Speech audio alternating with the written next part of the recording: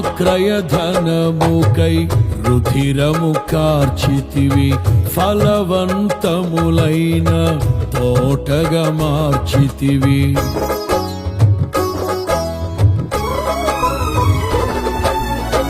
నా క్రయధనముకై రుధిరము కార్చితివి, ఫలవంతములైన తోటగా మార్చితివి. ఫలితము కొరకైన శోధన కలిగినను ప్రతిఫలముగా నాకు ఘనతను నియమించి, ఆశ్చర్యకరమైన ఆదరణ కలిగించి, అన్ని వేళలయందు ఆశ్రయమైనావు. ఎంతగా కీర్తించిన నీ రుణమే నే తీర్చగలనా?